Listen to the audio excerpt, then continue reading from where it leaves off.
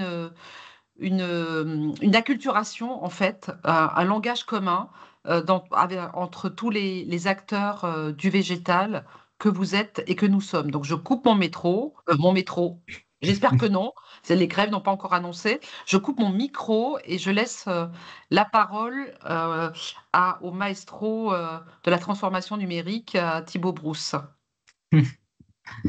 Merci beaucoup Pascal.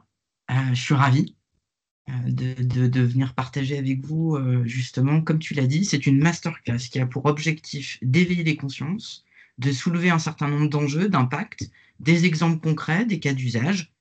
Et effectivement, on vous a même prévu quelques ressources à lire.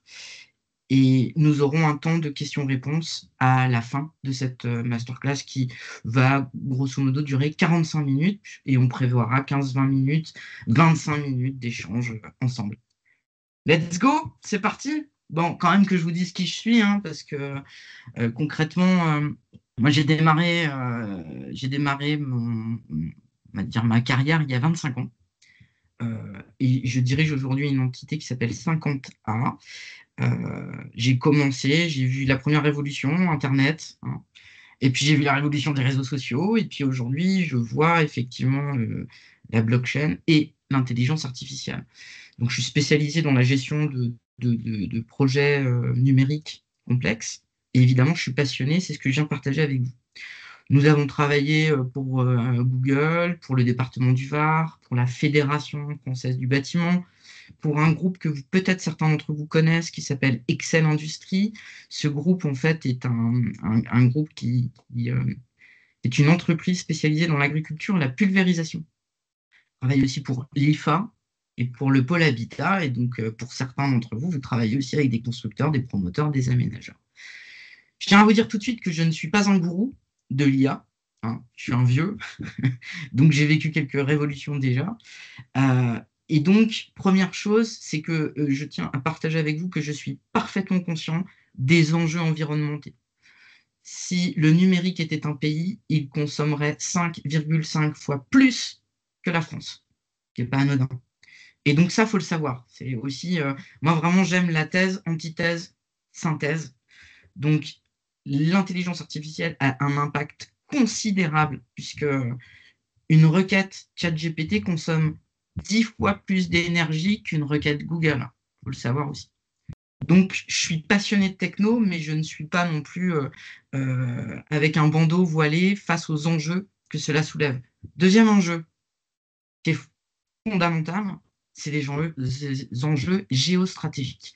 Et on l'a bien vu la semaine dernière, vous avez entendu parler de DeepSeek, qui est un large language model, on le définira tout à l'heure, qui vient concurrencer clairement les plates-bandes des petits amis américains, puisque soyons clairs, les Google, Meta, Microsoft, Amazon, pour ne citer que, investissent de manière particulièrement massive, puisqu'on parle de 60 à 80 on parle de 60 à 80, on parle de l'ordre de centaines de millions, voire parfois de milliards d'euros. Donc pourquoi je fais une petite pause sur DeepSeek? Parce que DeepSeek ne pouvait pas acheter des puces NVIDIA fournies par les États-Unis, et donc ils ont dû inventer, penser un large language model plus frugal. Force est de constater qu'ils l'ont réussi, et que avec beaucoup moins d'argent. Donc, vraiment, c'est ça qu'il faut se dire aussi. Enjeu environnemental, enjeu géostratégique. On est vraiment là face à une nouvelle sorte de guerre froide. Donc, il faut l'avoir en jeu. Alors, votre secteur, eh ben, il est comme le roseau, hein, il plie mais ne rompt pas. Il a toujours su évoluer, toujours su s'adapter. Évidemment, quand on a des nouvelles législations comme la loi Labbé, ça évolue. Donc, vous devez aussi être un peu comme ce secteur, un peu comme les arts martiaux, hein, savoir s'adapter, savoir anticiper.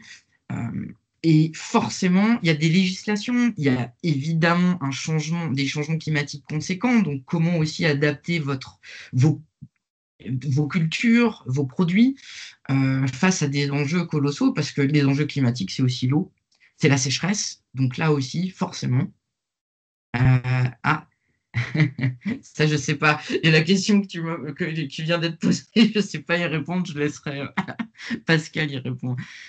Il y a aussi les enjeux au niveau des collectivités qui clairement réduisent leur budget. Donc là aussi, comment s'adapter sur nos offres, économiquement aussi sur vos propositions, puisque certes, on plante beaucoup d'arbres, mais toujours est-il que les collectivités réduisent leur budget.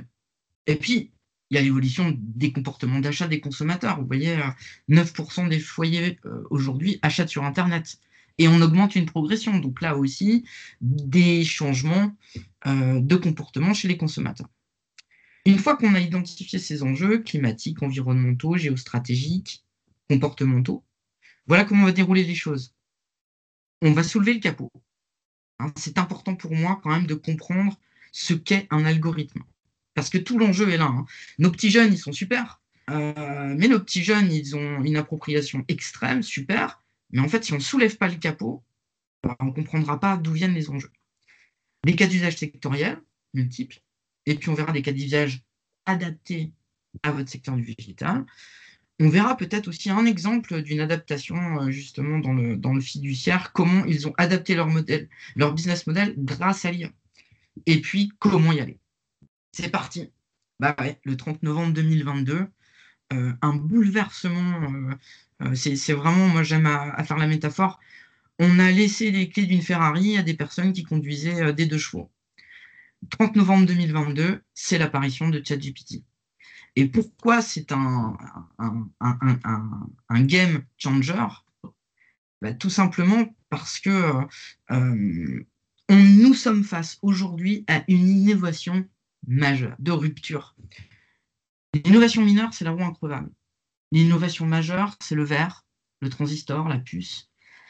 L'innovation de rupture, c'est l'imprimerie, c'est l'apparition d'Internet. Aujourd'hui, clairement, quand vous voyez, quand on est face à une innovation de rupture comme l'intelligence artificielle, vous voyez systématiquement, moi, pour vivre la troisième révolution numérique, vous avez toujours une espèce d'hystérie, vraiment, où là, on met de toutes les attentes, c'est surdimensionné. C'est la phase d'hystérie, et il n'y a pas un jour sans une nouvelle information, sans un nouvel outil, sans une nouvelle annonce. C'est assez épuisant parce que ça va très très vite. Et en même temps, face à cette hystérie, il y a forcément un creux, le creux de la désillusion. Et en fait, vous voyez, cette phase, c'est une fenêtre d'opportunité. C'est-à-dire que si on comprend les choses, on peut saisir des opportunités pour ensuite repartir en déployant les choses et revenir à une activité normale, mais avec une appropriation de la technologie. Ça, c'est ce qu'on appelle la courbe de la hype. C'est très important parce que souvent, on peut faire preuve de déni en disant, on va des rétro-satanas, cette innovation-là, j'en veux pas. Mais en fait, moi, à chaque fois, je l'ai vu. Hein, en 99, j'étais dans le bureau de Cador d'Universal. Je leur parle d'Internet. Ils me disent Internet, c'est une mode. Non, c'est pas une mode, en fait. Donc, c'est toujours important de ne pas partir comme des caluts. Voilà, il faut innover, il faut innover. Oui, bien sûr, mais de bien comprendre les choses, de mettre en place des méthodes qui permettent ensuite de s'approprier, de le déployer, parce que réellement, c'est une conduite du changement. C'est pas un cataclysme parce que je suis pas là pour faire peur, mais je suis là pour dire que ce qui est en train de se passer, moi finalement, en 25 ans de métier, j'ai rarement vu cela, quoi. Et ça se traduit par ce chiffre, c'est Statista hein, qui partage ça. Il y a quand même eu une adoption, quand je vous disais, c'est les clés d'une Ferrari qu'on a laissées dans les mains de personnes qui n'étaient pas forcément préparées. C'est que quand vous arrivez à 1 million d'utilisateurs en 5 jours, c'est qu'il y a vraiment quelque chose qui est en train de se passer. Vous voyez, par exemple, Facebook, il a fallu 10 mois pour avoir 1 million d'utilisateurs. ChatGPT, il a fallu 5 jours. Donc oui, il se passe quelque chose et le déni n'est pas forcément la bonne posture. Pareil, vous voyez ce chiffre-là, il date d'hier. ChatGPT aujourd'hui a fait son rentrée dans le top 10 des sites les plus fréquentés du monde. C'est 3,53 milliards de visites par mois. C'est colossal en si peu de temps. J'ai isolé aussi ce que je trouve assez intéressant, c'est que aujourd'hui, les 18-24 ans, ils ont tout de suite compris cet intérêt. Le seul problème, c'est qu'en fait, ils prennent les résultats pour argent comptant. 44% reprennent les résultats des IA génératives telles quelles, sans les modifier, en disant attendez, avant on disait c'est Internet qui me l'a dit, on a vu les fake news, aujourd'hui on dit c'est l'IA qui me l'a dit. Oui, mais l'IA fait des erreurs, l'IA fait des biais, on le verra tout à l'heure. Et il y a une chose qui est sûre aussi, c'est que 35% des personnes qui disent moi je l'ai utilisé, c'est une étude de Talent. Moi je l'ai utilisé et je peux plus m'en passer. Aujourd'hui, j'utilise moi, dans mon métier, j'utilise plus les IA génératives que Google. Donc vraiment c'est en train, les règles du jeu sont en train de changer. En revanche, évidemment, les questions. Exactement, il y a aussi le vintage qui revient, Jérôme, c'est vrai. C'est vrai, et euh, en même temps, ce qui est intéressant, c'est de se dire que justement, la génération dont je fais partie, cette génération X, en fait, on nous a appris pendant les cours de philo, thèse, antithèse, synthèse. Nous verrons que c'est exact, c'est le moment ou jamais de ressortir nos cours de philo. En tous les cas, souvent quand je fais des conférences, la question c'est mais il y a beaucoup de peur. Est-ce que c'est dangereux? Est-ce que ça va nous piquer nos boulots? Objectivement, je pense que ça va pas piquer des boulots, l'IA.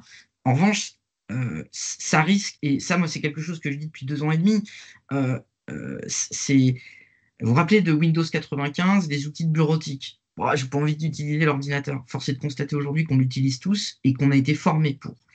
Aujourd'hui, quand la problématique, tout à l'heure, on discutait avec quelqu'un qui était aux ressources humaines, ce qu'il y a de sûr, c'est que si un employé produit 3, 4, 5, 6 fois plus vite avec de l'IA générative que quelqu'un qui ne l'utilise pas, ça va poser des problèmes. C'est évident. D'où la nécessité d'acculturer, de former. Et vous voyez, et je l'ai laissé volontairement parce que ça, c'est une étude qui date de 2023.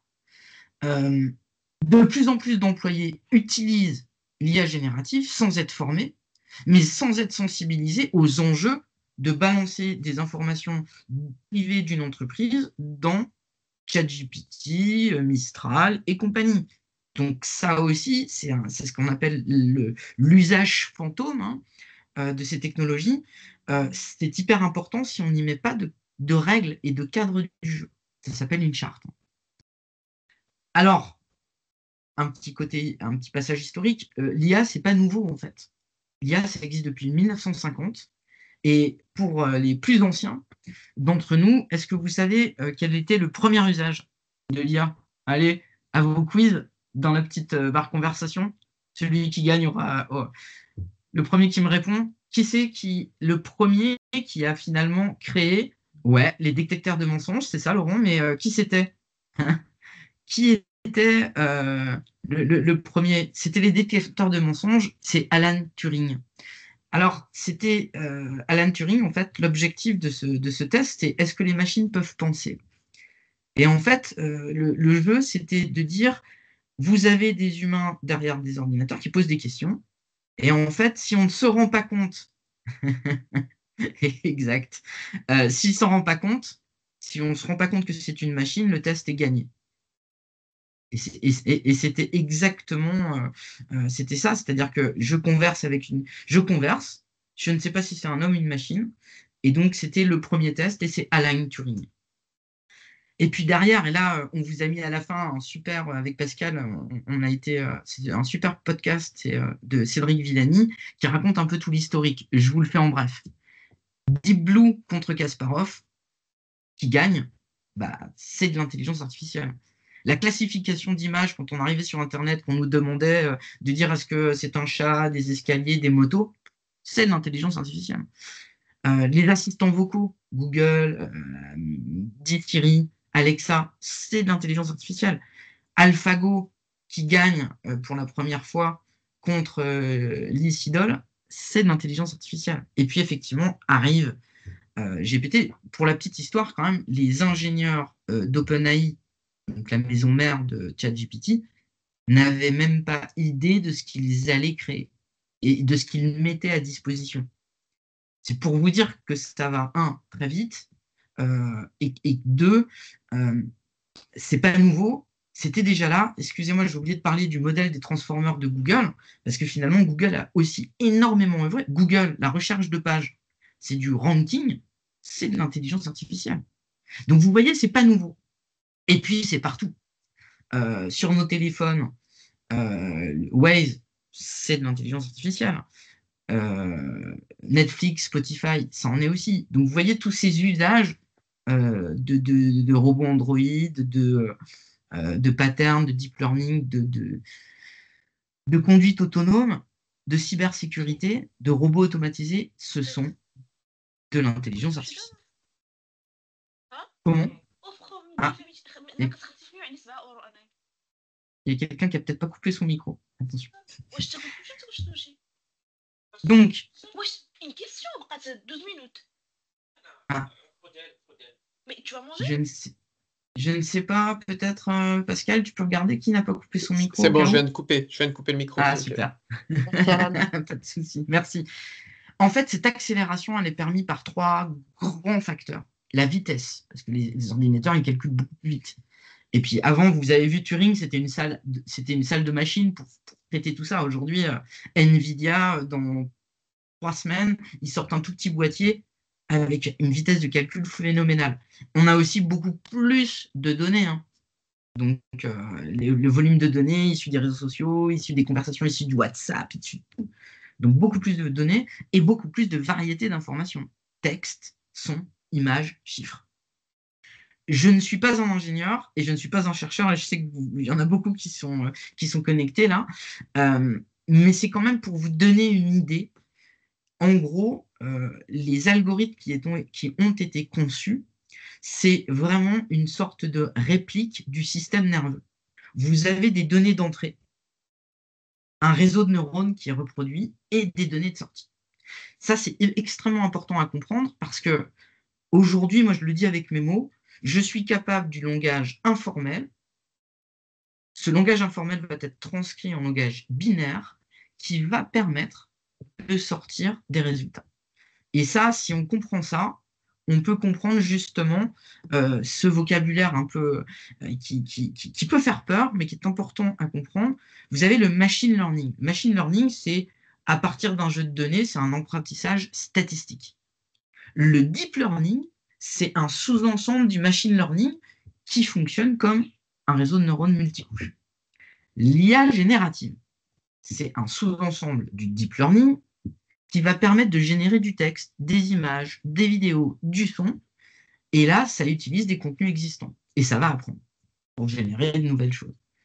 Et le LLM, c'est ChatGPT, c'est le chat, c'est, pour ne pas que être sur ChatGPT, c'est le chat, ChatGPT, DeepSeek. C'est des sous-ensembles d'IA génératives qui permettent de générer du texte, de copier et de s'inspirer du raisonnement humain, et puis de comprendre des milliards de paramètres. Quelques exemples. Par exemple, quand vous faites de la reconnaissance d'objets, être capable de dire si c'est un bus, un taxi, une voiture, un cycliste, c'est une vision assistée par intelligence artificielle. Cette application que vous devez tous connaître, Planète, là aussi, c'est absolument génial. C'est qu'en plus, moi, pour le coup, c'est de l'open source. Ce que je n'ai pas dit pour DeepSeek tout à l'heure. Hein. L'open source, ça veut dire que je suis libre de modifier, de créer, d'améliorer quelque chose. Là, ce qui est génial dans Planète, c'est que, entre autres, ce sont des laboratoires de recherche, des chercheurs, qui mettent à disposition, qui enrichissent une base de données pour justement créer une énorme base de données sur le végétal. C'est de la classification, de la reconnaissance. L'IA générative, elle permet effectivement de faire du texte, par exemple, et on l'a tous, évidemment, on a tous sauté dessus, de faire de la génération de texte, de la traduction, de la compréhension de texte, de la rédaction assistée, de faire de la détection de sentiments, de faire de la catégorisation, de la complétion. Vous savez, la complétion, c'est que ça va être capable de finir une phrase, de reconnaître une phrase, faire de la génération de questions, de la prose. Donc tout ça, c'est les capacités de l'IA générative en mode texte. Et donc forcément, on voit que c'est capable de coder, de créer le chatbot, de faire de la synthèse, de faire de la description de produits, de la rédaction. C'est absolument bluffant. Mais c'est aussi capable de générer des images. Donc, vous voyez, et la progression est dingue, parce qu'en l'espace de 2 ans et demi, au début, moi je me rappelle de mon premier prompt, quand je vois maintenant ce qu'on est capable de faire, ça évolue à une vitesse hallucinante. Donc forcément, on est de plus en plus confronté aussi à ce qu'on appelle des deepfakes, c'est-à-dire des fausses images.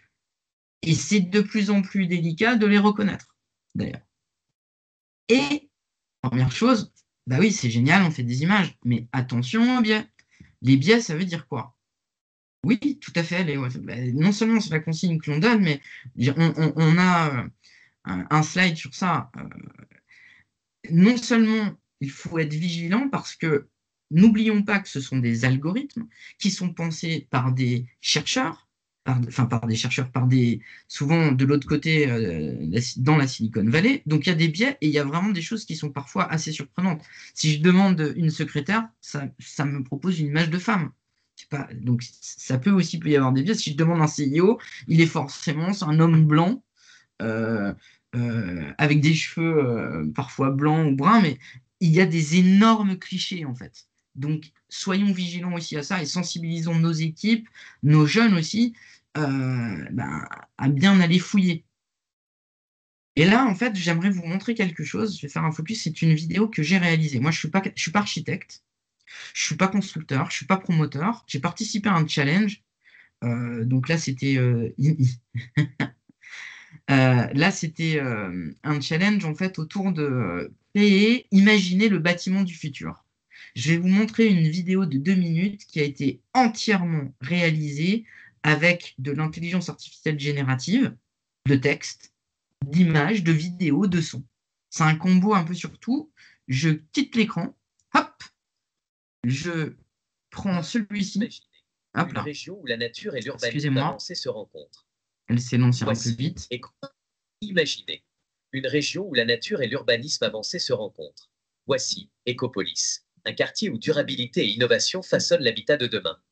Bienvenue à Ecopolis, un écoquartier vibrant où l'architecture durable cohabite avec des espaces de partage et où chaque habitant joue un rôle dans le futur de la planète. Ici, chaque type de logement a sa place, des maisons de 100 mètres carrés, autonomes et conviviales, aux tiny houses ingénieuses, optimisant chaque mètre carré pour un mode de vie minimaliste et respectueux de l'environnement.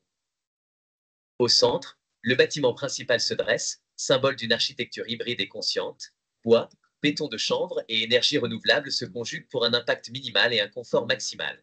Entrez dans le cœur de la communauté, des espaces partagés lumineux, où la nature s'invite et où le lien social devient une richesse. Un intérieur simple et raffiné, conçu pour s'adapter à votre quotidien. Ici, chaque détail est pensé pour optimiser l'espace et préserver la planète.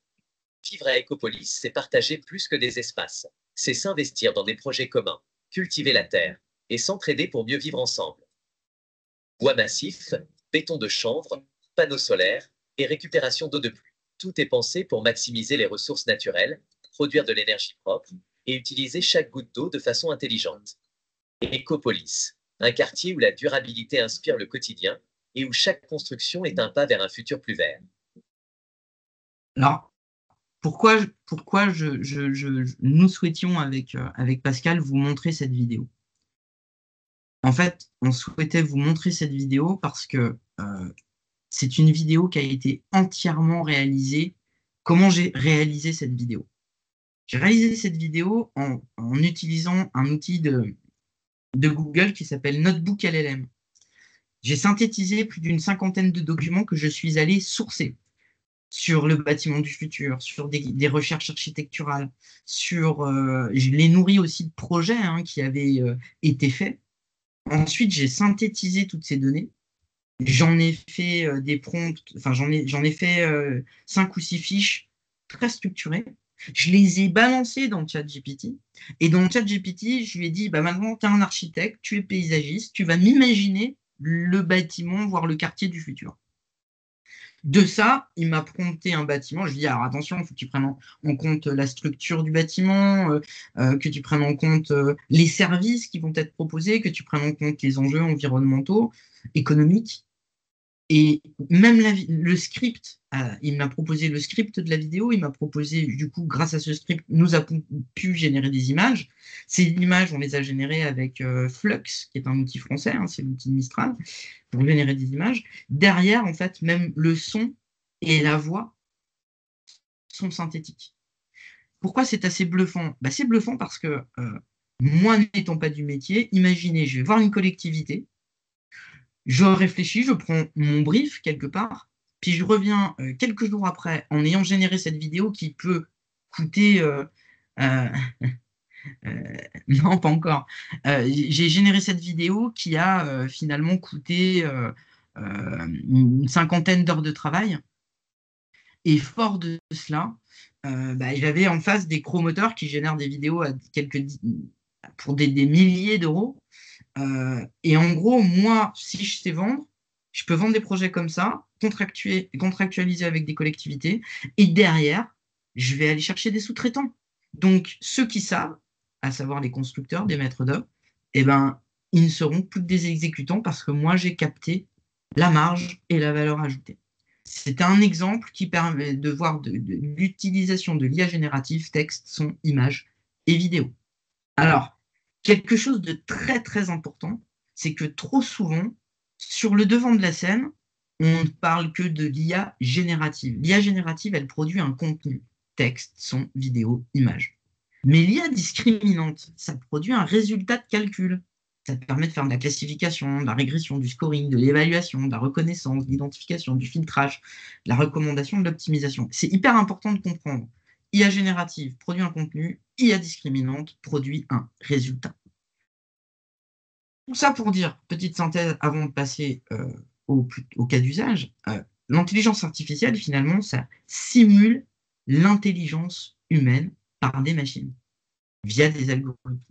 Et des algorithmes, ce sont ni plus ni moins qu'une suite d'étapes qui permet d'obtenir un résultat à partir d'éléments fournis en entrée. Si j'ai de la donnée pourrie, j'aurai des résultats pourris. Finalement, dites-vous qu'un algorithme, c'est ni plus ni moins qu'une recette de cuisine. Et dites-vous surtout que l'IA, ça n'est pas intelligent. En fait, c'est un terme... Nous sommes très forts pour inventer des termes de marketing. C'est du marketing technologique. Mais l'IA, ça n'est pas intelligent. Ça n'a pas de conscience, ça n'a pas d'émotion. Encore heureux. Nous, humains, nous sommes fiers d'être imparfaits. Ça n'est pas intelligent. Ça n'a pas de conscience, ça n'a pas d'émotion. Quelque part, on pourrait dire que ça n'est pas créatif, puisque la créativité, elle vient de nous, notre cerveau. L'intelligence, c'est aussi être capable de faire preuve de sens commun, d'émotion, de réflexion, thèse, antithèse, synthèse. Donc, non, l'IA n'est pas intelligente. L'IA, c'est un outil qui va nous permettre effectivement d'automatiser un certain nombre de choses, de faire preuve, un outil peut-être aussi amener plus de sécurité, de prise de décision, de simulation, mais en aucun cas, ça reste un outil. Et surtout, c'est un outil. En aucun cas, en revanche, l'IA n'a d'expertise. L'expertise, c'est vous, professionnels du secteur du végétal, qui avez une expertise. Je vais vous prendre un exemple d'une personne avec qui j'ai animé des conférences, qui, lui, a une entreprise dans la climatisation. Il a mis à disposition de ChatGPT de ses équipes, très bien, il leur avait dit en revanche, attention, je mets à disposition, mais je regarderai ce que vous lui demandez. Et puis, il a un de ses gars qui a commencé à lui demander sur des tailles de gaines des résultats. Là, l'IA, elle n'était pas formée, elle a produit des résultats pourris. Ça veut dire qu'en fait, elle avait sorti une taille de gaine qui était toute petite comme ça, là où il fallait une grosse taille de gaine. Donc, vigilance, parce que l'expertise, c'est vous qui l'avez, et c'est certainement pas l'IA. L'importance, c'est ça. Il n'y a pas d'IA sans data. C'est le point culminant. Et donc, trop souvent, quand je regarde tous ces petits jeunes qui sont certes experts sur les outils d'IA, alors je vais vous raconter une dinguerie, tu vas voir comment gagner du temps, etc. Ouais, mais en fait, ils oublient de dire une chose. Hein. Le fond, le fond, quand tout à l'heure je vous disais, les enjeux géostratégiques, c'est la data. Les Chinois, les États-Unis, ils ont très bien compris qu'il fallait être centré sur la donnée. Nous, en fait, en France, mais heureusement, quelque part, c'est bien, on réfléchit, mais on oublie que la donnée, c'est le cœur du sujet. Et dans tout cela, attention, il y a forcément des enjeux éthiques, il y a des enjeux de souveraineté, de cybersécurité et évidemment de désinformation. J'aime souvent à dire que avec Internet, on peut manipuler l'information. Avec l'intelligence artificielle, aujourd'hui, on peut manipuler la connaissance. C'est ça qui est dangereux. Et c'est ça que l'on doit transmettre à nos équipes, à nos enfants. Et n'oublions pas, avant de nous mettre à disposition des outils, tout ce temps que je viens de prendre pour vraiment sensibiliser chacun aux enjeux géostratégiques et aux enjeux de data. Et la preuve, exemple, si j'ai une mauvaise donnée, là, vous voyez ce que ça donne. Un muffin peut être confondu avec un chien ou un chat avec une glace au caramel. Pourquoi? Parce que j'aurais mal formé. Si j'ai des données, donc c'est input, output. Si j'ai des données d'entrée qui sont pourries, j'aurai des résultats pourris. Donc quand moi souvent on m'appelle, tiens, viens me mettre en place des projets d'IA, bah, déjà la première des choses que je fais, c'est je regarde les données qui sont à disposition, comment elles sont structurées, comment elles ne sont pas structurées. Et le premier jeu, c'est ça. En fait, c'est le bois que je mets dans mon poêle. Donc si j'ai du bois pourri, bah, j'aurai du feu pourri. Et dans votre filière, regardez toutes les données qui transitent, qu'elles soient environnementales, administratives, dans les entreprises, les données publiques aussi, parce qu'il y a énormément de données mises à disposition, hein, les données de Open Lab, il y a plein de données qui sont mises à disposition. On verra tout à l'heure qu'il y a un secteur qui l'a très très bien compris et qui l'a mis en pratique et qui adapte même son business model comme ça. Évidemment des données de recherche. Et vous, dans votre secteur, vous êtes gavé de données de recherche. Avec, parfois, vous allez me dire, oui, mais on a plein de données, mais elles ne sont pas forcément numérisées. Ben, quelque part, je vais dire, c'est pas grave, parce que vous les avez. Donc, comment on va les numériser et comment on va s'en servir? Forcément, il y a aussi tous les capteurs dans les serres. Ça aussi, ça produit de la donnée, des données financières, macroéconomiques et des données de géolocalisation. Donc, vous voyez, nous avons un socle qui est vraiment là pour nous aider à imaginer demain l'usage de l'intelligence artificielle. Je vous donne quelques petites pistes pour réfléchir à comment je vais mettre en place ma feuille de route data. Parce que clairement, si ça, c'est pas fait, ça ne sert à rien de commencer à regarder comment je vais déployer des projets IA. Inventaire des données utiles. Donc, vous allez identifier vos sources. D'où elles viennent, ces données? Où est-ce qu'elles transitent? Comment elles sont traitées? Est-ce qu'elles sont justes? Est-ce qu'il m'en manque? Vous allez prioriser aussi. Quelles sont mes données prioritaires? Quels sont mes cas d'usage? Donc là, moi, je vous donne une idée. Moi, pour moi, c'est de repartir aussi de la réglementation générale de la protection des données qui, logiquement, cartographie l'ensemble des données qui transitent dans votre entreprise. Point 2. Cartographie, qualification de données. Je regarde l'ensemble de mes jeux de données, de mes flux d'alimentation, et puis je vais assigner des responsabilités à chacun. Pour moi, la data, c'est un jeu en commun. Tous les secteurs sont concernés. Je décroche mon téléphone pour répondre à quelqu'un, je prends son nom, son prénom, son email. Si ma donnée est fausse, ben, c'est biaisé dès le départ. Et puis la feuille de route, c'est que le meilleur moyen de se planter, c'est de croire que l'on va tout faire d'un coup. C'est faux. Il faut prioriser, établir des cas d'usage et ensuite se doter d'un calendrier pour déployer les choses. Nettoyer ses données et puis forcément se doter d'une infrastructure et former ses équipes. Alors, on va faire une petite exploration sectorielle. Vous avez déjà dû entendre parler de ces exemples, de ces cas d'usage, mais c'est pour vous dire qu'il n'y a pas un secteur aujourd'hui qui ne s'est pas mis sur le sujet. Hein, tout le monde est en train de déployer des choses. Alors, ce n'est pas qu'une histoire de moyens financiers, hein, mais vous voyez, tous les secteurs sont passés, que ce soit le transport, le sport, la santé, évidemment l'agriculture, les réseaux sociaux. Agriculture, premier exemple. Je ne sais pas si vous avez déjà entendu parler de Hack Data Hub, et c'est le secteur, justement, je vous disais, certains secteurs s'organisent, notamment l'agriculture. Exemple, le Hack Data Hub, c'est une plateforme de mise à disposition de données agricoles à l'ensemble des acteurs. Pourquoi c'est intéressant? Parce qu'à un moment donné, les business models, ils vont vraiment être centrés sur la donnée.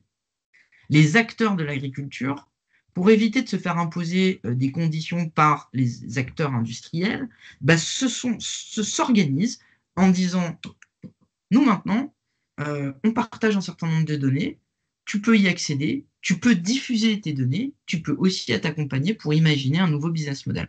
Je vous invite vraiment à aller regarder cette plateforme, il y a des choses à faire avec eux, et vice-versa. C'est-à-dire inspirez-vous de ce secteur-là, en plus vous travaillez avec eux, pour vous dire, mais attends, nous aussi on a plein de données, vendons-les, essayons de fédérer l'ensemble des acteurs pour la jouer en commun, et pour être plus forts. Dans le secteur de l'immobilier, il y a quelques années, je leur avais dit, attention, mettez en jeu vos données. Ah non, mais nous, nos données, donc c'est les constructeurs, les promoteurs, les aménageurs, non, on les garde pour nous. On ne veut surtout pas les partager. En fait, l'enjeu, c'est quoi? C'est après comment tu fais du lobbying grâce à tes datas, en commun. Alors, peut-être qu'ils ont été tués. Ça, Stéphane, le sujet, en fait, parce que c'est tellement... Moi, je pense qu'ils sont en liquidation judiciaire, certes, mais en revanche, le modèle, je le trouve très, très intéressant, dans le sens où cette filière, elle a commencé à s'organiser. Moi, je pense qu'ils sont en liquidation parce que le rôle d'éducation, d'acculturation, d'accompagnement n'a pas été compris. Et quand je vois les prix, c'est sûr que tu te dis, mais attends, moi, je veux accéder à des données pour 9000 balles par an. Non. Je pense qu'en revanche, il y a un vrai rôle, ne serait-ce que, par exemple, quand tu es une organisation professionnelle, tu fédères des acteurs. Si tu veux faire du lobbying et que tu arrives à sensibiliser tes adhérents qu'en partageant de manière cryptée tes données, ça va te permettre d'eux, moi, je crois qu'il y a vraiment quelque chose à creuser. Donc, peut-être passer en liquidation judiciaire, mais, voilà, définir aussi la qualité des données, ça c'est sûr. Il y a des règles à mettre en place, mais je trouve que c'est un vrai modèle extrêmement intéressant, surtout quand on est une organisation professionnelle. Alors, dans le secteur des collectivités locales, forcément, de plus en plus, ça commence à être utilisé pour identifier, sensibiliser. Moi, je pense que c'est c'est vraiment de la politique, mais pas politicienne, de la politique citoyenne, qu'il est important aujourd'hui d'acculturer, de former, et puis surtout d'essayer ensemble de se dire, mais qu'est-ce qu'on veut en faire? Une sorte de gouvernance de la data. Dans le secteur de la sécurité, vous avez la gendarmerie aussi qui enquête, qui permet d'accélérer certaines enquêtes grâce à l'IA. Et puis, c'était un cas d'usage, mais que je trouve intéressant parce que Carrefour, en fait, ça c'est un projet, bon, ça vous allez me dire, oui, mais Carrefour, c'est très gros, oui. Mais ce qui est intéressant, c'est qu'ils ont étudié, ils partaient du constat qu'ils gaspillaient énormément de viennoiseries et de pâtisseries. Ouais, je sais pas si elle est artificielle, hein. Cette intelligence aux États-Unis. Carrefour, donc, ils ont fait remonter un certain nombre de données sur une centaine de points de vente qui distribuaient de la viennoiserie. Ils l'ont croisé, ne serait-ce qu'avec de la météo, avec leurs chiffres, les chiffres d'affaires qu'ils faisaient d'années précédentes, et ils ont réussi à adapter la production de viennoiserie en fonction, ne serait-ce que de la météo, des périodes de fête, etc. Ils ont quand même économisé 265 tonnes de viennoiserie non gaspillées. Dans votre secteur d'activité, quelques exemples. Et là, volontairement, je l'ai classé par thématique parce que vous vous rappelez, l'IA discriminant produit un résultat, l'IA générative produit du contenu. Par exemple, et je vous montrerai ensuite des exemples plus concrets, mais l'IA générative, premier exemple très basique, la conception architecturale et paysagiste. La conception de culture virtuelle pour faire de la simulation, de la planification, de l'optimisation. La génération de modèles de plantes.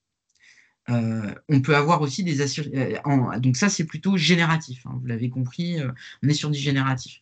Mais vous avez aussi l'IA conversationnelle. Alors, conversationnelle, on me dit oui mais les chatbots ça marche pas. Ouais mais imaginez pour suivre pour accompagner par exemple des agriculteurs, un assistant virtuel qui lui permet de donner des conseils, d'analyser des choses. Je trouve que ça peut être extrêmement intéressant en termes de support client pour les fournisseurs d'agro-équipements, par exemple, et puis évidemment en termes de formation, en termes d'éducation. Là aussi, il y a quelque chose de dingue qui permet, et ça, c'est un vrai enjeu au niveau de l'éducation nationale, parce qu'aujourd'hui, on est en train de basculer sur le apprendre à apprendre. Bien sûr qu'il ne faut pas remplacer les profs, encore heureux, mais en revanche, il faut apprendre à nos élèves. Parce qu'en fait, tous, ils se jettent. J'ai lu hier, là, 80% des devoirs qui étaient faits à la maison sont faits par ChatGPT. Il ne faut pas prendre les profs pour des cons non plus, ça y est, ils l'ont compris. En revanche, faut apprendre aux élèves à mieux l'utiliser, à bien poser des questions, à challenger, à vérifier ses sources. Et surtout pas le prendre pour argent comptant, quoi. Donc l'IA conversationnelle, hyper intéressant sur la formation, puisque ça peut être l'occasion de mettre à disposition des programmes interactifs pour former à la fois les agriculteurs et les étudiants, en adaptant les choses en fonction de l'utilisateur. L'IA informative, c'est quoi?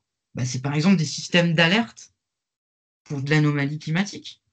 Et ça existe, je vais vous montrer d'exemples qui suivent là, qui permettent justement d'adapter les traitements, de s'adapter aussi aux conditions.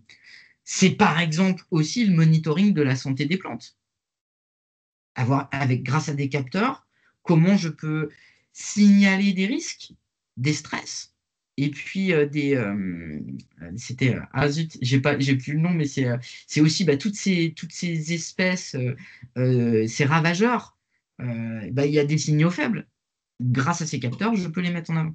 Et puis aussi des rapports de durabilité. Donc là, c'est comment je compile des données sur des pratiques agricoles, comment ça me produit des rapports sur des efficacités de ressources, et comment je peux aider à déployer des pratiques plus durables. Et évidemment, quelque chose de plus complexe, l'IA prédictive. Ça, l'IA prédictive, c'est évidemment, c'est pas encore des outils qui se développent comme ça, hein, c'est de l'investissement, c'est de la réflexion, mais c'est comment je fais de la prédiction de production en fonction de la météo, en fonction de l'évolution de mes sols, comment j'optimise mes traitements phytosanitaires et comment aussi j'essaie d'anticiper les choses sur de l'analyse prédictive des besoins en eau. Alors, je vais vous montrer un premier exemple que je trouve marrant, amusant, mais qui est qui est vraiment, c'est les Pays-Bas. Et c'est intéressant parce que mettez-vous à la place de SCA Marketing. Les Pays-Bas disent, tiens, on va mettre à disposition un petit outil. Vous retrouverez les liens sur cette présentation. Vous choisissez le nom de votre rue.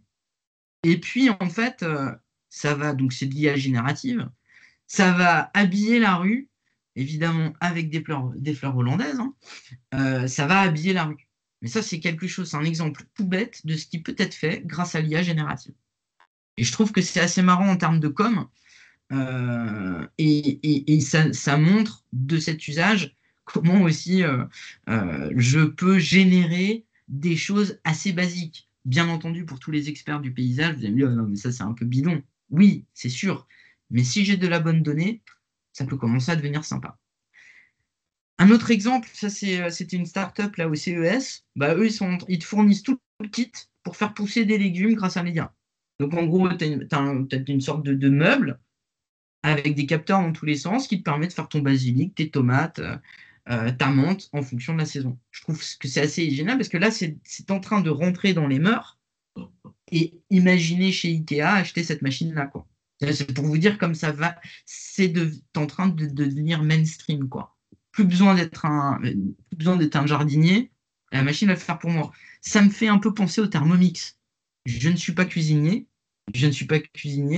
mais en revanche, je peux faire des trucs assez sympas parce que j'ai un robot qui m'aide. Un exemple, tiens, pareil, et pour vous dire que les choses évoluent vite, ça c'est un outil qui exploite, alors le BIM, pour ceux qui ne sont pas familiers, le BIM c'est la modélisation des bâtiments. Aujourd'hui, c'est une obligation pour les marchés publics. Là, si vous voulez, il y a des logiciels qui permettent aussi de générer, de convertir des plans 2D en modèle 3D.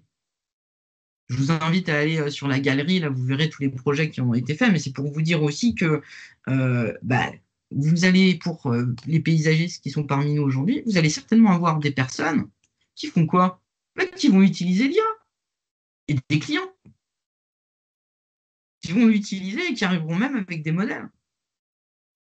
Prévision climatique, vous avez Climate AI qui permet aussi, qui fournit une application qui anticipe les prévisions météorologiques et qui permet du coup aux agriculteurs d'adapter le traitement de leur sol. Et donc vous avez Shepherd's Grain, qui est l'un des plus gros céréaliers aux États-Unis qui l'utilise. Vous avez aussi, et ça vous le connaissez certainement, mais des drones qui vont survoler les surfaces agricoles, qui vont identifier les maladies spécifiques des plantes et puis qui vont identifier les carences. Et là-dessus, ça va permettre justement d'adapter les traitements phytosanitaires, entre autres. Ça, c'est un exemple de Nature Fresh Farms. Là, pareil, donc c'est des énormes serres. Tout est câblé, il y a des capteurs dans tous les sens. Ils traitent, vous voyez, 23 téras de données par an, ce qui est colossal. Mais grâce à ça, ils réduisent le temps de traitement. Ils vont permettre d'optimiser la croissance des plantes. Et puis, ça va jusqu'à parce que ils livrent aussi des fruits et des légumes. Ça permet derrière de diminuer, vous avez vu, par 3 ou 4 le temps de livraison. C'est-à-dire qu'il passe le temps de transport, il passe de 4 à 10 jours en seulement 24 à 48 heures. Donc, c'est pas du blabla. Et puis, cet autre exemple de suivi de maintenance des espaces verts, que je trouve assez folle, vous voyez ces gros engins, il y a donc des capteurs qui vont détecter les besoins de chacune des plantes et les bus vont s'adapter pour ne pas balancer des produits de traitement sur des plantes qui sont en forme. Et en revanche, elle va être capable de détecter qu'il y a des plantes inutiles pour pouvoir envoyer un peu plus de produits dessus. Donc plus de précision, une optimisation aussi, ne serait-ce que pour les sols, et de l'utilisation des engrais, des pesticides. Alors, ça, c'est des cas d'usage, et pour la plupart, vous l'avez vu, à part le paysagisme, on est plutôt sur de l'IA discriminante, qui produit un résultat. Là, on va passer sur de l'IA, parce qu'il y a aussi l'impact sur les fonctions métiers. Comment je peux gagner du temps pour répondre à un projet, à un appel d'offres, comment je peux organiser mon ingénierie pédagogique, comment je peux planifier, faire de la gestion de planning, de la comptabilité, de la trésorerie, du marketing, de la com, de la gestion de stock, la rédaction de devis. Comment je peux traiter plus vite des CV, comment je peux faire mes premiers rendez-vous, les faire avec limite des avatars. Je ne suis pas fan de ça, mais certaines boîtes qui sont confrontées à de grosses problématiques, ne serait-ce par exemple que la restauration et l'hôtellerie, ça fait gagner un temps et du temps sur les premiers entretiens. Alors, tout à l'heure, on l'a évoqué, il y a une chose qui est très très claire, c'est que le prompting, c'est l'art de poser la question. Au début, si je pose mon truc, parle-moi de ça, la réponse, elle ne va pas être top. Si en revanche, je l'oriente, à savoir en 1, quel rôle doit jouer ChatGPT? Qu'est-ce que je dois jouer? ChatGPT ou autre, d'ailleurs. Quel rôle je dois jouer? Quelle tâche je veux que tu réalises? Donc, il y a un certain nombre de verbes. Souvent, donc, le rôle. Donc, moi, souvent, je lui dis, tu es expert. Tu es. Je lui donne son rôle. Voilà ce que tu dois réaliser. Voilà le contexte de la réponse que je veux que tu me donnes. Voilà les contraintes. Et donc, les contraintes, c'est souvent, je le nourris aussi, je lui donne des exemples, je lui donne des pistes. Donc, je le nourris, point d'entrée. Voilà ce que je veux que tu me formules comme résultat. Est-ce que je veux un tableau? Est-ce que je veux des bullet points? Est-ce que je veux une structure pour ma présentation? Et puis ensuite, évidemment, je vais affiner mes résultats. Donc vraiment, c'est l'art de poser la question. C'est extrêmement important à comprendre, faire comprendre cela. L'art de poser la question et l'art de lui nourrir aussi avec des bonnes datas en entrée. Pourquoi? Parce qu'en fait, des outils, il y en a de partout. Il y a des outils pour faire des présentations. Je sais que parmi vous, certains l'utilisent, les Gamma, les TomApp, les Slidesgo, pour faire des quiz. Par exemple, là, je pourrais prendre ma présentation, la passer dans Mistral, enfin dans le chat, dans Perplexity, dans Notebook LLM, dans ChatGPT, et lui demander de m'en faire un quiz. Faire de la musique aussi, donc Suno, Udio, la voix et Eleven Labs, super podcast, intéressant pour faire un podcast. Faire de la recherche, je vous invite vraiment à utiliser Perplexity, qui est vraiment topissime. Beaucoup plus précis pour faire des études marketing, des recherches, de la tendance. Perplexity, top. Tout ce qui est image ou vidéo, idéogramme, Mystique, Midjourney, Dali, etc. Il va y avoir aussi, on en parlera peut-être à la fin, l'apparition de tout ce qui est agents, qui vont être capables de reproduire des tâches, de travailler un peu pour vous. Donc vous voyez, en fait, il y a l'éducation, évidemment, et puis il y a tout ce qui est chatbot. Donc aujourd'hui, le chatbot, exactement, là, Sophie, merci. Parce qu'en fait, il ne faut pas être dupe, toutes ces IA-là, c'est des abonnements. Le business model est fait sur de l'abonnement. Et évidemment, ils ne sont pas gratuits. Mais en fait, c'est le principe du dealer. Hein. C'est je crée la dépendance, viens l'utiliser, tu as 3 essais. Et puis après, bah, je vais te vendre un abonnement. Ce que je pense, c'est que la meilleure des approches, c'est déjà de tester les choses. Déjà aussi, la question, c'est de se dire, mais tiens, mon entreprise, elle est sous quoi? Elle est sous l'environnement Microsoft. Du coup, bam, c'est copilote. Mais peut-être qu'il y a certaines boîtes qui vont dire, bah, nous, on veut utiliser des langages propres à nous et on ne veut pas que toute la donnée sorte et passe de l'autre côté des États-Unis. Par exemple, vous voyez, et c'est là où DeepSeek a frappé très très fort. DeepSeek, c'est un langage, un LLM, que je peux installer sur des serveurs en interne et je peux jouer avec sans que toute ma data parte chez les Chinois. Ça, c'est des vraies questions de souveraineté. Donc, identifier les tâches que je fais tous les jours dans mon métier, des tâches répétitives, les données d'entrée, elles sont confidentielles, pas confidentielles, etc. Et se dire, peut-être que cet outil-là va m'être utile. Alors, à titre privé, moi, en fait, encore une fois, je vous encourage à tester les outils à titre privé, à éviter de balancer des données confidentielles de vos entreprises ou organisations, évidemment, cela va de soi, de jouer pour vous familiariser, parce que c'est exactement comme un coach sportif qui va te donner un programme de coaching, on est sur la même chose. Il n'y a pas de recette magique, il faut pratiquer. Yes, j'accélère un peu, mais on est pas mal. Exemple d'application, tiens, c'est pour là, on s'est dit, tu es fleuriste depuis 5 ans à Paris, une partie de mon chiffre d'affaires se fait grâce à la vente de roses à l'occasion de la Saint-Valentin. J'ai remarqué une érosion de mon chiffre d'affaires d'année en année sur cette période, due au fait que les consommateurs veulent acheter des fleurs de saison particulières produites en France. Que me conseilles-tu pour adapter ma stratégie commerciale? Donc vous voyez, je l'ai quand même un peu formalisé. Réponse, écoute, élargis l'offre des fleurs saison et locale, sensibilise tes clients, fais de la collaboration et du partenariat, de l'abonnement, atelier expérience, offre spéciale et promotion. Bien entendu, c'est pas parfait. On en a fait un autre. Tiens, comment aménager un espace vert? Tu es paysagiste, tu dois concevoir un espace vert public de 1 hectare pour une ville de taille moyenne dans le sud de la France. Cet espace doit être constitué d'arbres, de massifs, de fleurs vivaces, blablabla. Prends en compte eau, main-d'œuvre, réduction des coûts, coût de la matière, blablabla. Propose-moi un plan d'aménagement. Alors évidemment, c'est un peu bateau parce que je n'ai pas beaucoup donné d'informations. Je ne lui ai pas donné non plus d'éléments de l'appel d'offres. Je ne lui ai pas donné d'éléments de la ville. Je ne lui ai pas donné tout ce que je faisais. Mais voilà ce qu'il me répond. Sélection de plantes et d'arbres, tac, tac, tac.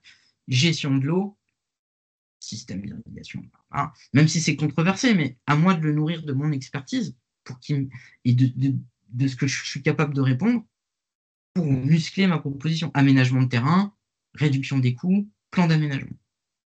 Alors évidemment, hein, vous voyez, on s'est même amusé à générer une image.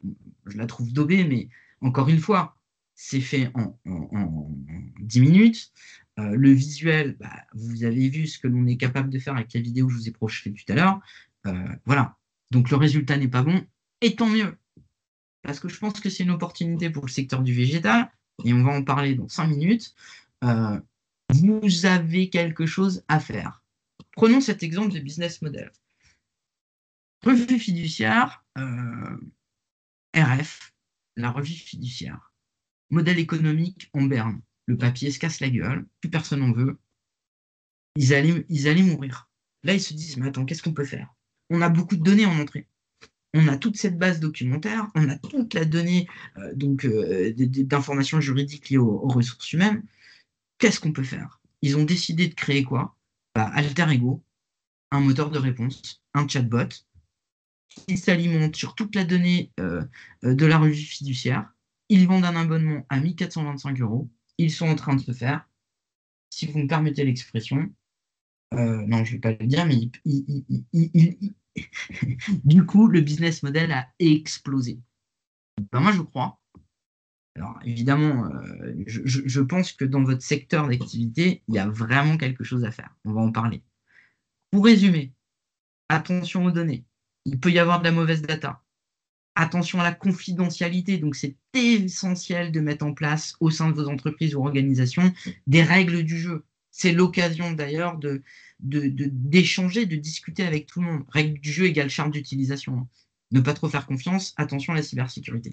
Ce que je pense, en tous les cas, c'est qu'aujourd'hui, vous avez beaucoup de data, vous faites plein de recherches. Ben, en fait, il va falloir les sortir du placard, il va falloir les numériser, parce que vous avez peut-être la possibilité de devenir la référence du secteur en Europe. Et je mettais ChatGPT, et pourquoi pas ChatVGT. Donc, pour tout ça, il y a 5 grandes étapes pour y aller. Évidemment, ça ne se fait pas comme ça. Étape 1, il faut identifier un prestataire de confiance. Quelqu'un qui va vous comprendre, qui va vous écouter, qui va prendre le temps de comprendre comment vous êtes structuré, de comprendre votre passion. En tous les cas, il y a quelque chose à faire. Vraiment, vraiment, et on va en parler tout de suite. Prendre le temps d'échanger, de partager le contexte, de voir les enjeux, les moyens humains et financiers, de former vos équipes, former.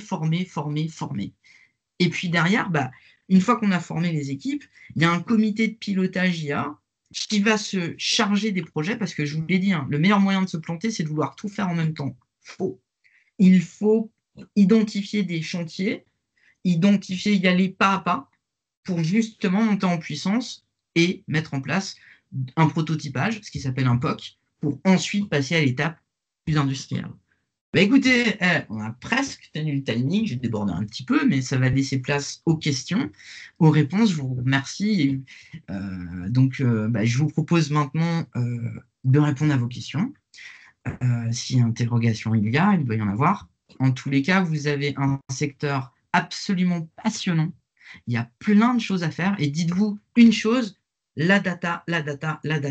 Si vous avez de la data, même si elle est sur des papiers, même si elle est stockée je ne sais où dans des cartons, faut la ressortir, faut l'utiliser, faut aller jouer avec, la numériser, et vous avez une opportunité, comme dirait notre président, de dingue. Et il faut la saisir. Et c'est maintenant. Voilà.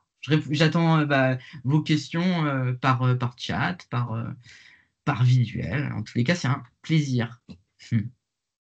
Thibaut, merci. Merci à vous. Voilà, j'espère que les 46 et maintenant 41 personnes connectées ont appris des choses, ou en tout cas vont se poser des questions. Alors, comme le dit Laurent, peut-être il y a un marché à creuser, j'en sais trop rien encore. En tout cas, c'est le moment, si vous avez des questions, n'hésitez pas à le faire, soit par le chat, soit par la conversation, soit en débloquant son micro et en posant la question, afin que tout le monde puisse en bénéficier. Voilà. Merci Thibaut, encore. C'est un plaisir. Non, mais d'autant plus que ne laissons pas les acteurs américains ou chinois nous dépecer de nos datas. Vraiment, je crois que le sujet, il est là. C'est vous avez un savoir-faire. Et on en discutait avec Pascal. C'est quand même dingue, quoi. On a des chercheurs. Olivier Fouché, très tard hier soir. Exact, oui. On discutait. On a des acteurs, on a une expertise exceptionnelle. Alors, pardon de t'interrompre, il y a Léo qui veut poser une question. Oui, alors c'était pas tant une question qu'une petite remarque, un complément sur ce qu'on fait dans l'Institut. On a ces réflexions en cours, nous de notre côté. On est en train de développer une application pour justement centraliser, numériser toutes les données qu'on acquiert dans l'Institut. On a commencé par le conseil, donc là on est en phase de déploiement d'une application et on va avoir un travail là d'ici 2 ans et demi, 3 ans qui va être conduit sur les datas justement pour faire une preuve de concept de prédiction, de préconisation, voir ce qu'on en fait, est-ce qu'on peut la laisser entre les mains des agriculteurs ou est-ce qu'on la laisse entre les mains des conseillers. Ça va être des réflexions qu'on a en cours sur l'application Baco. Ouais. Et on est en phase de déploiement aussi. Là, on finit le bêta test. D'ici la semaine prochaine, on aura sur la version de production de Baco toute la partie expérimentale. Donc, toutes nos data expérimentales vont pouvoir être acquises sur le système d'information aussi très prochainement. Donc, voilà, l'optique, c'est aussi ça, à moyen long terme, de commencer déjà à centraliser nos données. Quid des données historiques? Ça va être une question qu'on va se poser aussi. Mais voilà, en tout cas, ces réflexions-là, elles sont en cours de notre côté. Ouais. Ok, dans ce chouette projet qui est Baco. Je crois que Stéphane, notre responsable DSI, voulait poser une question. Stéphane? Ouais, merci de me laisser la parole. Comme Léo, ce sera plus une remarque qu'une question, hein. Des remarques en tout cas, c'est vrai que nous, sur le DSI, on réfléchit à une charte informatique, alors à différentes chartes en fait, en vrai. Une charte informatique large sur l'utilisation du SI large au sein de l'Institut, et avec d'autres instituts techniques, hein, pour situer les choses à Thibaut, nous on travaille sur le végétal, sur l'horticulture, la pépinière, le paysage, d'autres travaillent sur les grandes cultures, d'autres sur les fruits et légumes, etc. Bref, avec deux instituts, on se pose la question également à travailler ensemble un socle commun sur une charte d'utilisation de l'IA au sein de nos instituts, parce que forcément, ça rebondit un peu sur ma deuxième remarque. Un des points importants, c'est la data. Et du coup, on a aussi comment on garde et comment on utilise et on valorise. Et on évite que la data sorte dans des endroits qui ne soient pas vraiment très souhaités. Donc voilà, on est en train d'y travailler avec d'autres ITA en commission informatique, forcément. Et puis, c'est quelque chose qu'on soumettra un petit peu aussi plus largement à la DG, CSE, etc. en interne. La data, forcément, hein, en parallèle, on est en train de travailler, vous l'avez vu, c'est pour ça qu'on s'est vu l'année dernière lors de mes visites des stations, pour recenser un petit peu où est notre data. Et l'idée, c'est d'aller sur un système vraiment harmonisé. Je vais pas vous l'apprendre, je vais l'apprendre peut-être à Thibaut, mais on a une structure qui a 30 ans, mais qui est unifiée que depuis 2. Et ça, on avait des SI très diversifiés et des systèmes de stockage de data très diversifiés. Donc la première étape pour avoir un vrai socle de data, c'est vraiment avoir une vraie data consolidée en parallèle. Et puis, dernier point aussi que je voulais dire également aux collègues, c'est la confidentialité. Je crois que Thibaut en a parlé. C'est important. On ne met pas n'importe quoi dans des modèles d'IA. Quand on a des essais privés avec, je sais pas, Bayer, Monsanto, etc., peu importe, je vais pas tous les citer. Si c'est public, on peut très bien imaginer que demain, enfin, les informations ou tout autre élément intégré puisse servir à l'entraînement et ressortir ailleurs chez des concurrents ou dans un autre pays, ou bref, ou même chez les personnes citées. Donc, je pense les clients seraient assez peu contents de voir qu'on a fait traiter des données confidentielles au sein comment dire, de modèles publics. Voilà, c'est un peu tout ce que je voulais dire. Et puis, c'est vrai que c'était un des premiers points. Je m'interroge comme Maud, je crois, c'est elle qui l'a dit dans le chat, sur l'impact environnemental et écologique de tout ça. Je pense que si les grandes structures commencent à travailler sur leur microcentrale nucléaire en interne, c'est pas pour rien non plus, et qu'elles veulent peut-être aussi, comment dire, s'approprier des modèles énergétiques. Et puis voilà. Donc c'était juste toutes mes petites remarques sans forcément avoir de questions. Voilà. Merci Stéphane, Pascal pour la main. merci Stéphane. Stéphane, je vais rebondir sur un point, parce que je crois, et souvent, euh, on- moi, j'anime les équipes, j'aime bien, tout au cours de la formation, accompagner les équipes justement pour que les règles de jeu soient faites ensemble, parce qu'elles sont trop souvent descendantes. Et en sensibilisant, en acculturant, on arrive à faire remonter des choses, parce que en fait, chacun se sent responsable et arrive à identifier des règles du jeu en commun. Et ça, je trouve que c'est c'est assez super, parce que ça permet. En fait, c'est de la gouvernance, c'est du commun, c'est comment on veut faire les choses ensemble. Je dirais aussi une chose, c'est qu'aujourd'hui, quand on interroge les modèles de langage, les LLM, en fait, ils ont très peu de data sur le végétal. Pourquoi? Parce qu'en fait, vous faites vos recherches, souvent, en fait, qui sont mal référencées, parce que c'est une histoire de référencement, hein. Et là, il y a vraiment une opportunité d'une sorte d'encyclopédie du végétal, c'est-à-dire qu'il y a des informations qui sont de l'ordre public, puis il y a des informations, évidemment, comme les recherches, qui sont de l'ordre privé. Et ça ne doit pas sortir. Mais il y a vraiment une opportunité, je pense, de nourrir avec des datas qui viennent de vous pour être référents, de nourrir ces énormes cerveaux synthétiques, de les nourrir de nos données fortes.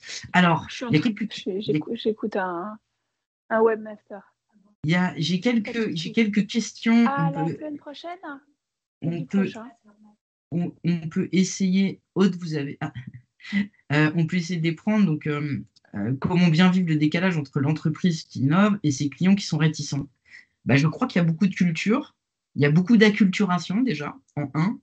Euh, je pense aussi que bah, le déni, faut s'appuyer aussi sur toutes ces révolutions, c'est-à-dire que le déni Internet, le déni du portable, le déni tout ça, on a déjà eu énormément. Donc, il faut essayer de ne pas reproduire les choses. Déjà, c'est d'acculturer, de former, d'expliquer. Euh, et puis, les agriculteurs, en fait, quand ils vont comprendre qu'ils vont gagner du temps sur un certain nombre de tâches épuisantes ou pas, c'est à nous de montrer par des cas d'usage concrets comment ils peuvent mieux produire, gagner du temps, se soulager d'un certain nombre de choses. Et Oui, ouais, pardon de ouais, t'interrompre, excuse-moi, Pascal. Thibaut, mais Johanna, c'est pour répondre aussi un peu à Johanna. Moi, je comprends, je travaille depuis quelques années maintenant dans l'agriculture, donc elle le souligne, certains n'ont pas de smartphone et d'autres non, sont en zone blanche. Mais au-delà de ça, l'IA, c'est alors on n'a pas parlé d'IA payante, hein, parce qu'il y a les IA gratuites hein, qu'on utilise, le ChatGPT, Mistral, etc. Et il y a des IA qui sont beaucoup plus alimentées, beaucoup plus cadrées, beaucoup avec des données sourcées, qui sont des IA payantes, voire privées, auxquelles j'ai accès par ailleurs.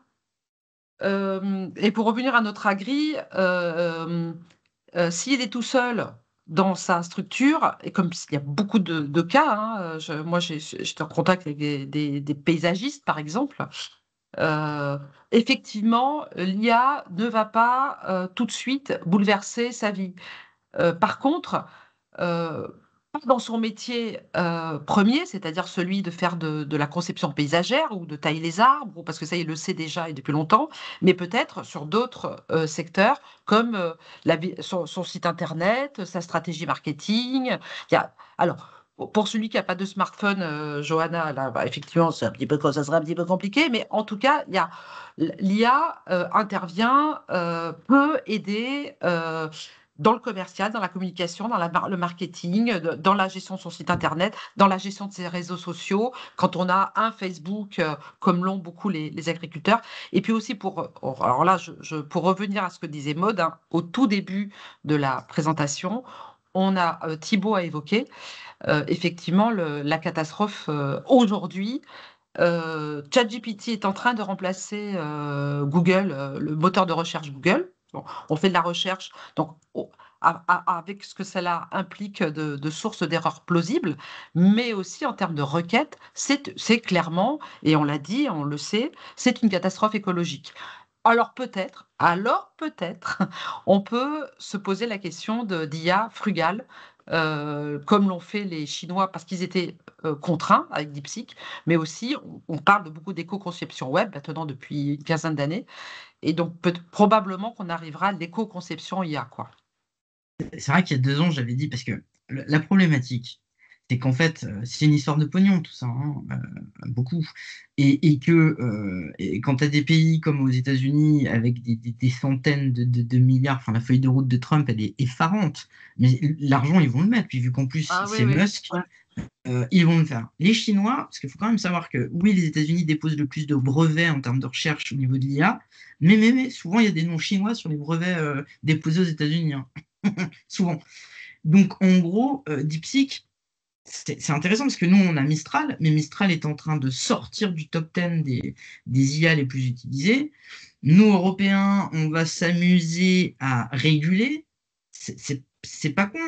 C'est important de donner un peu des règles du jeu. Ceci étant, je pense que les entreprises sont telles de dire, bah, OK, moi, je vais choisir tel modèle.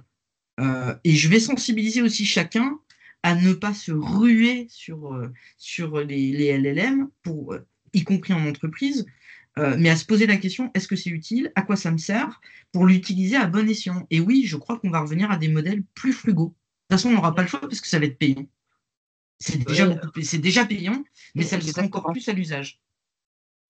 Exactement. Et comme je le disais tout à l'heure, moi j'ai testé pas mal d'IA, de Perplexity à Claude et à d'autres qui sont payantes et privées, et j'ai été effarée par le manque de données concernant le végétal.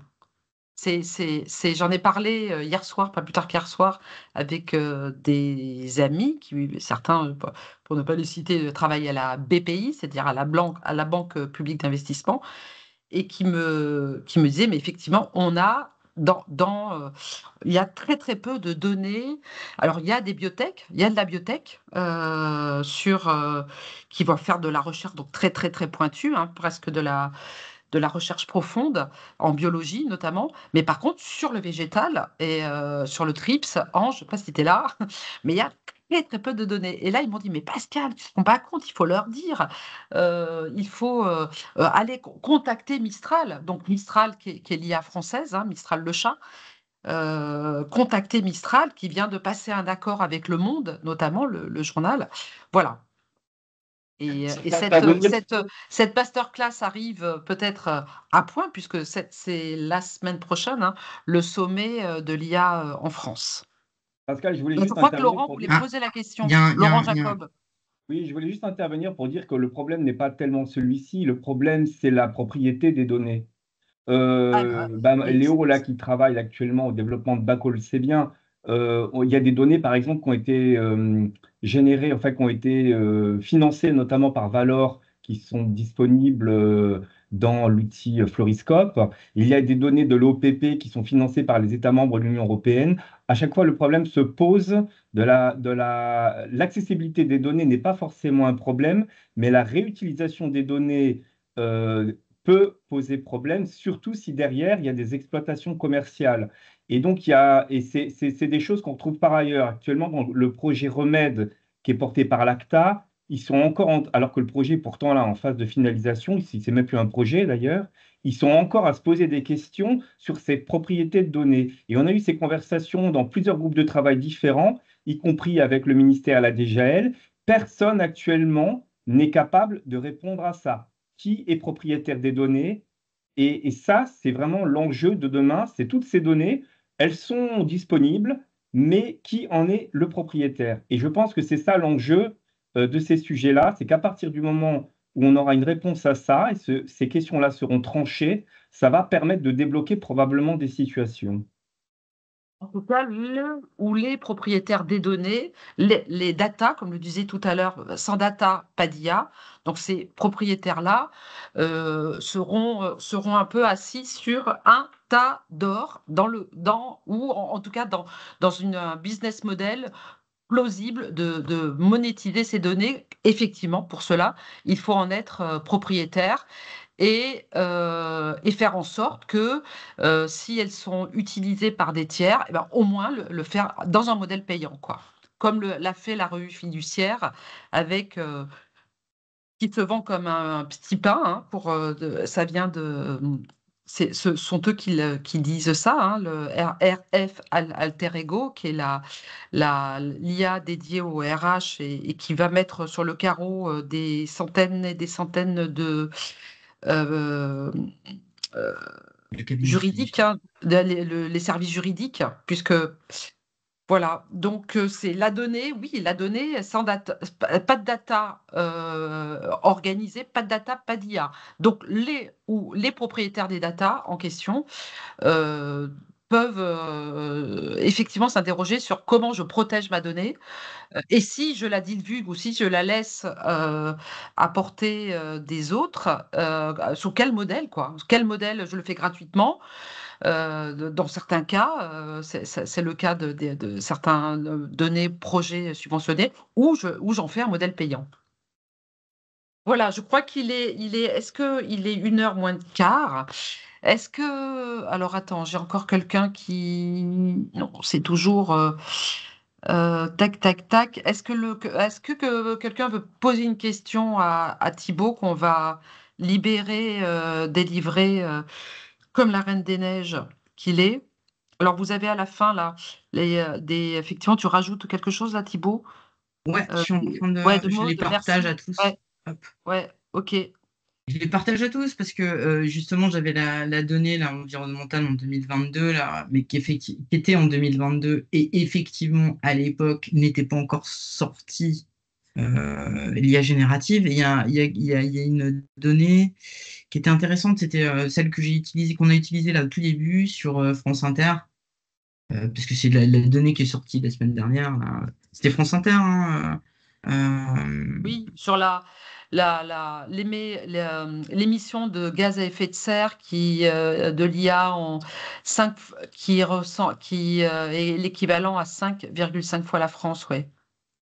qui est assez. C'est de ça que tu parles, ou de Ouais, l'excellent podcast qui s'écoute très rapidement de Cédric Villani sur France Inter aussi, sur l'histoire de l'IA. Et on verra, encore une fois, c'est pour ça qu'à un moment donné dans le chat, j'ai parlé de codes postaux. On verra, et ça c'est un peu le mystère français, c'est un Français qui a inventé l'IA en réalité, comme c'est un Français qui a inventé Internet, ou plus un. ouais, Internet, voilà. Et pourquoi après, à travers, pourquoi on va pas plus loin, mais c'est un Français qui a travaillé sur les réseaux de neurones profonds et en inventant une machine qui lisait les codes postaux, mais je vous parle de ça, on est dans les années 80. Et aujourd'hui, il travaille, je crois, au MIT.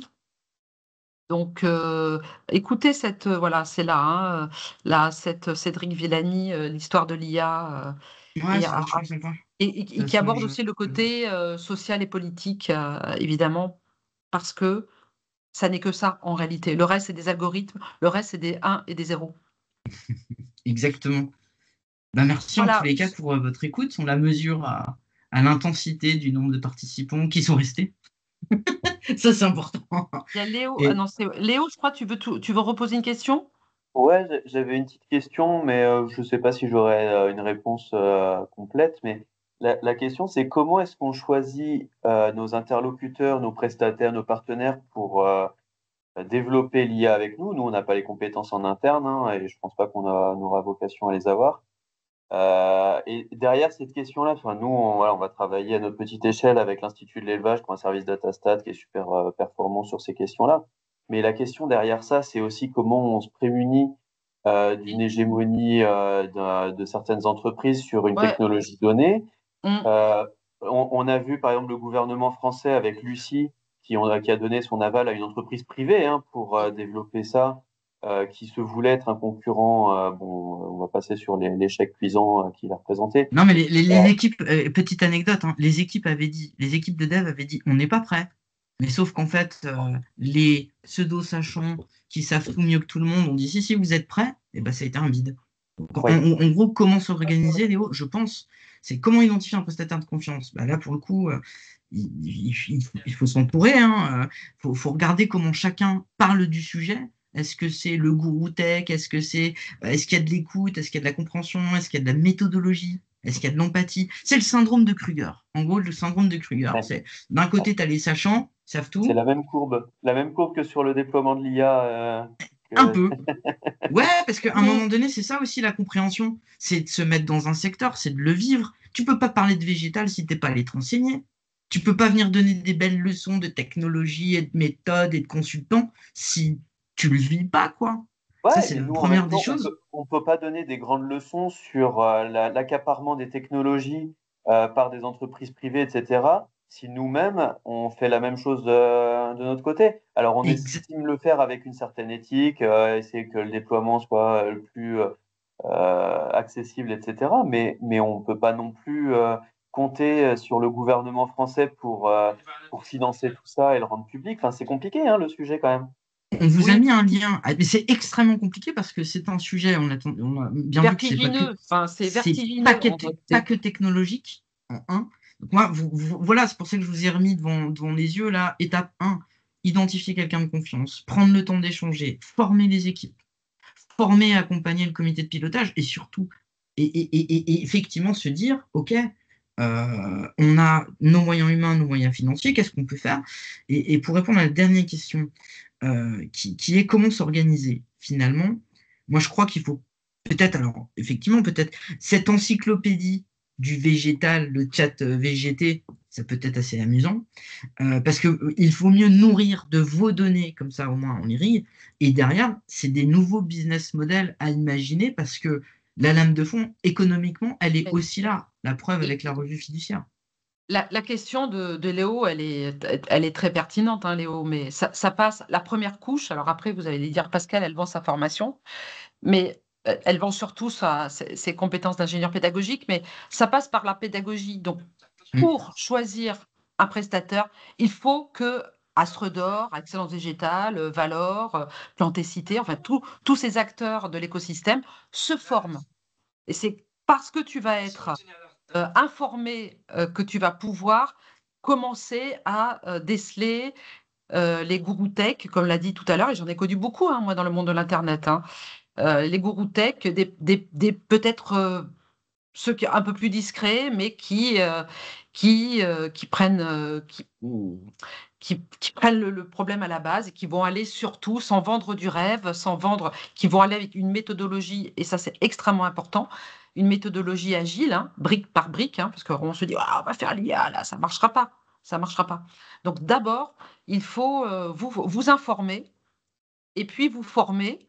Et il y a une petite formation Astre d'Or, là, si je ne sais pas qui m'écoute encore, qui n'est pas très chère, qui peut être prise en charge par votre OPCO. Non, je plaisante, mais voilà, il faut vous informer et vous former. Et avec les yeux un peu plus ouverts, on peut voir un peu mieux comprendre comment fonctionne ce monde de l'intelligence artificielle, auquel, contrairement à moi, qui, par mon vieil âge, mais vous, en tout cas les plus jeunes, vous n'y échapperez pas de toute façon, quoi. Voilà. D'autres questions? Un peu ChatGPT, oui, ChatVGT. Merci en tout cas pour Léo, pour Laurent, pour les questions que vous avez posées, Johanna. Si ceux et celles qui veulent récupérer la présentation m'envoient un mail parce que je ne sais pas qui était réellement en ligne. Alors je sais qu'il y avait Candice des pépinières, par exemple, Poulain. Il y avait aussi AgroCampus 17. Donc, n'hésitez pas à m'envoyer un mail, pascal avec un e, .neveu@astredor.fr pour que je puisse vous faire parvenir non pas le document, puisque vous savez qu'un octet envoyé consomme 2 fois plus de CO2